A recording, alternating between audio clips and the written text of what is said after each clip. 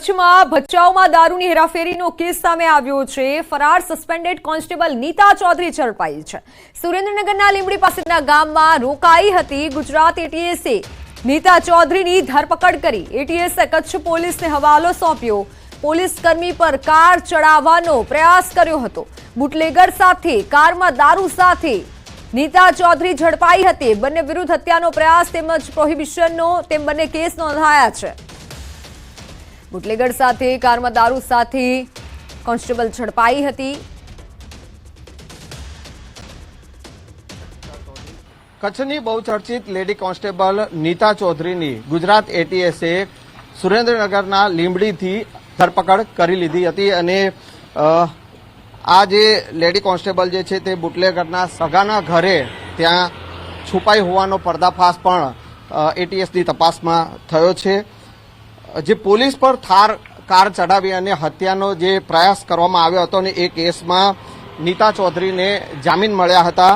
ત્યારબાદ નીતા ચૌધરી જે છે તે ફરાર થઈ ગઈ હતી અને તે મામલામાં એટીએસે નીતા ચૌધરીને સુરેન્દ્રનગરના લીંબડીથી ધરપકડ કરી લીધી છે અને કચ્છ પોલીસને તેની કસ્ટડી સોંપી દેવામાં આવી છે। કેમેરામેન ખેંગા રાઠોડ સાથે સંજય ટાંક, ન્યૂઝ 18 ગુજરાતી, અમદાવાદ। તો કચ્છમાં ડ્રગ્સના 10 પેકેટ મળી આવ્યા છે। જખોના કોસ્ટલ વિસ્તારમાંથી ડ્રગ્સ મળી આવ્યું છે। જૂનથી અત્યાર સુધીમાં ડ્રગ્સના 192 પેકેટ કબજે કરાયા। 1 કિલોના એક એવા 10 પેકેટ ડ્રગ્સના મળી આવ્યા છે। બીએસએફ દ્વારા નિર્જન ટાપુ, જખોના દરિયા વિસ્તાર અને ક્રીક વિસ્તારમાં સર્ચ ઓપરેશન હાથ ધરાયું હતું। તે દરમિયાન ડ્રગ્સના પેકેટ મળી આવ્યા છે।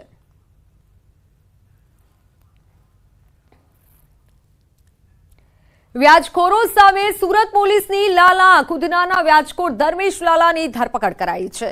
લોક દરબારમાં મહિલાએ ફરિયાદ કરી હતી। વ્યાજખોર પાસેથી 57 કોરા ચેક અને 15 ચેકબુક મળી આવી છે। વ્યાજખોરે 2 લાખ સામે 5 લાખ પડાવ્યા હતા। પોલીસ આરોપીની સંપત્તિની પણ તપાસ કરશે। આ લોક દરબારના કેટલાક લોકોએ આવી રજૂઆત કરી હતી, જેમાંથી એક ફરિયાદી આવીને ધર્મેન્દ્ર લાલી ઉર્ફે ધર્મેન્દ્ર હંજરા એના વિરુદ્ધ એક ફરિયાદ નોંધાવી હતી। આ ફરિયાદ અનુસંધાને પોલીસે આ ધર્મેન્દ્ર હંજરાની જે ઓફિસ છે એમાં રેડ કરી હતી, ઓફિસ તપાસી હતી। ઓફિસમાંથી અમને કેટલાક ડોક્યુમેન્ટ્સ મળ્યા હતા, જેમાંથી 57 કોરા ચેક મળ્યા હતા, એક્સિસની ચેકબુક્સ મળી હતી 15 જેટલી, એક પ્રોમિસરી નોટ, કેટલીક ડાયરીઓ મળી હતી। એક ડાયરીમાં આખો હિસાબ લખેલો એ પ્રકારની ડાયરી હતી અને બીજા ડોક્યુમેન્ટ્સ મળ્યા હતા। વાત સુરતની। સુરતમાં 2000 કરોડના બોગસ બિલિંગ કૌભાંડનો સૂત્રધાર 1.5 વર્ષે ઝડપાયો છે। સુરત ઇકોસેલે ભાવનગરના ભીલવાડા સર્કલ પાસેથી આરોપીની ધરપકડ કરી છે। હાલ આરોપી 3 દિવસના રિમાન્ડ પર છે। આરોપી અબ્દુલ કાદર ઉમરાણીએ ખોટા ડોક્યુમેન્ટથી EYG એન્ટરપ્રાઇઝના નામથી રજીસ્ટ્રેશન કરાવ્યું હતું। 1.5 વર્ષ પહેલા એસજીએસટી અને એટીએસની ટીમે કૌભાંડ પકડ્યું હતું, જેમાં અનેક બોગસ પેઢીઓમાં કરોડોના ટ્રાન્ઝેક્શન મળી આવ્યા હતા। ત્યારથી જ તે ફરાર હતો। સુરત ક્રાઇમ બ્રાન્ચમાં આ મામલે ગુનો નોંધાયો હતો। જોકે બાદમાં ઇકોસેલે તપાસ સોંપાઈ હતી અને ત્યારબાદ પોલીસ રિમાન્ડમાં રહેલા આરોપી પાસેથી ઘણા ખુલાસા પણ હવે થઈ શકે છે।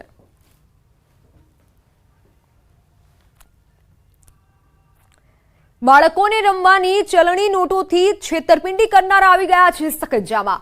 ભરૂચના અંકલેશ્વરમાં શંકાસ્પદ ચલણી નોટો જેવી ચિલ્ડ્રન બેંક ઓફ ઇન્ડિયાની નોટો સાથે 2 શખ્સોની ધરપકડ કરાઈ। ભરૂચ એલસીબીએ બાળકોને રમવાની ₹78,000ની નોટો, 3 ફોન અને કાર સહિત કુલ ₹2,03,000નો મુદ્દામાલ કબજે કર્યો। પકડાયેલ શખ્સો નઝીર હુસૈનભાઈ મલિક અને ધનસુખ ચિમનલાલ વૈદ્ય એક્કા ડબલની સ્કીમ આપી લોકો પાસેથી અસલ રૂપિયા લઈ તેમને બાળકોને રમવાની નોટો આપી તેમની સાથે છેતરપિંડી કરતા હતા। પોલીસે બંને વિરુદ્ધ કાર્યવાહી કરી છે।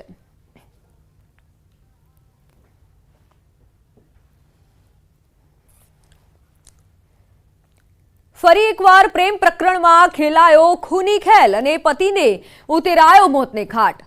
થોડા દિવસ પહેલા જેતપુર વિસ્તારમાં હત્યાનો બનાવ બનવામાં આવ્યો હતો, જેમાં આરોપી મનોજે બલ્લુ નામના વ્યક્તિને બોથડ પદાર્થના ઘા મારી હત્યા કરી નાખી અને તે બાદ તેની લાશને રેલવે ટ્રેક પર નાખી દીધી અને તેની આત્મહત્યામાં ખપાવવાનો પ્રયાસ કર્યો. જોકે સારવાર દરમિયાન બલ્લુનું મોત થયું હતું. આખી ઘટના પરથી પડતો ત્યારે ઉંચકાયો કે જ્યારે આરોપીએ આખી ઘટનાની કબૂલાત મૃતકની પત્નીને કરી, જેને લઈને જેતપુર સિટી પોલીસમાં મૃતકની પત્નીએ ફરિયાદ નોંધાવી હતી. પોલીસ દ્વારા આરોપીની ધરપકડ કરી વધુ તપાસ હાથ ધરવામાં આવી છે. દ્વારકાની ખાખડા ગામની સીમમાં વૃદ્ધની નિર્મમ હત્યા કરવામાં આવી. કોઈ અજાણ્યા શખ્સે રાત્રિના સમયે ઊંઘમાં વૃદ્ધની નિર્મમ હત્યા કરી નાખી. તેવામાં ઘટનાના પગલે તાત્કાલિક પોલીસ સ્થળ પર દોડી આવી. હાલ આખું ખાખરડા ગામ પોલીસ છાવણીમાં ફેરવાઈ ગયું છે. ઘટનાના પગલે ડોગ સ્કોડ, FSL સહિતની ટીમોની મદદ લેવામાં આવી છે.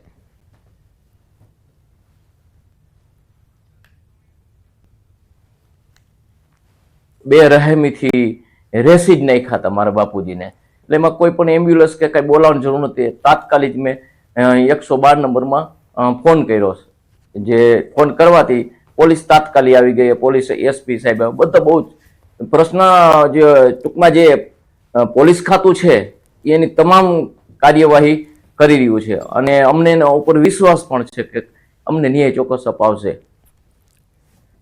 તો હાલ સમાચારોમાં સમય થયો છે વિરામનો.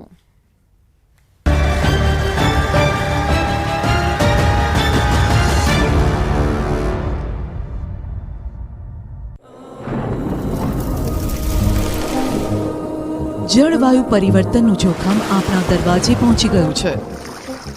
હવે જરૂર છે એક મોટા ક્રાંતિકારી બદલાવની અને આનો પ્રારંભ થશે 140 કરોડ ભારતીયોથી. આ ક્રાંતિ શરૂ થશે એક વૃક્ષથી. એક વૃક્ષ માનવતા માટે, એક વૃક્ષ આ ધરતી માતા માટે, એક વૃક્ષ આપણા ભવિષ્ય માટે. પ્રોજેક્ટ વન ટ્રી, ન્યૂઝ 18 નેટવર્કની એક મોટી પહેલ.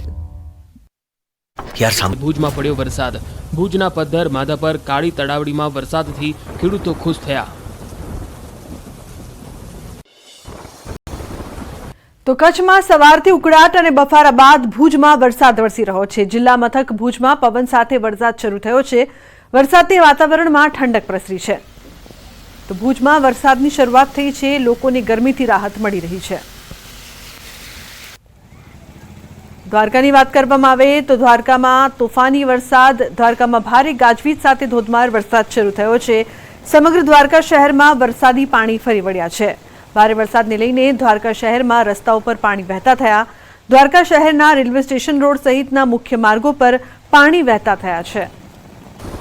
રાજકોટમાં અસહ્ય બફારા વચ્ચે મેઘરાજાની બેટિંગ. 1 ઇંચ વરસાદ વરસતા શહેરના રસ્તાઓ પાણી થયા.